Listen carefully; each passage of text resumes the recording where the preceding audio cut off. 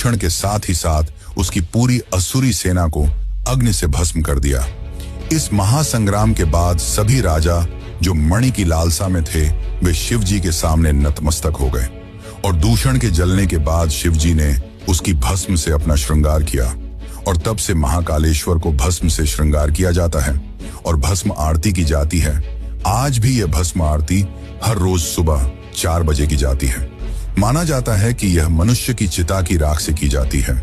वैसे इस भस्म आरती का रहस्य भी काफी चौंकाने वाला है, लेकिन उसको जानने से पहले हम ये जान लेते हैं कि क्यों कोई राजा, मंत्री, यहाँ तक कि प्रधानमंत्री भी यहाँ रात नहीं रुकते और क्या हुआ जब कुछ मंत्री और एक प्रधानमंत्री ने यहाँ रात गुजारी।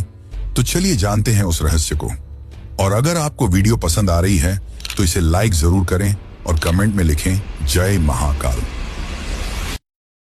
महाकालेश्वर मंदिर केवल भारत में ही नहीं बल्कि पूरे विश्व में प्रसिद्ध है, जिसके कारण दूर दूर से लोग बाबा महाकाल के दर्शन करने आते हैं और साथ ही बड़े बड़े मंत्री, मुख्यमंत्री, यहाँ तक कि प्रधानमंत्री भी महाकाल के दर्शन करने आते हैं।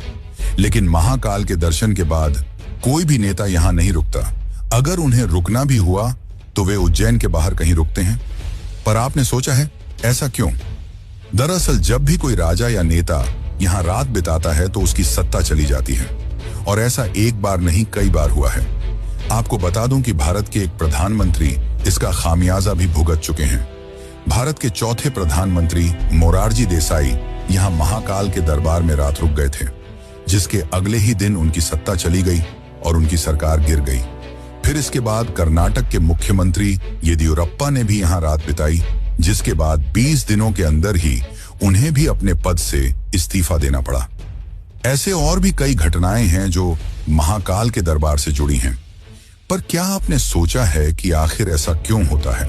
दरअसल माना जाता है कि बाबा महाकाल ही यहाँ के राजा हैं और उनसे ऊपर कोई नहीं। ऐसे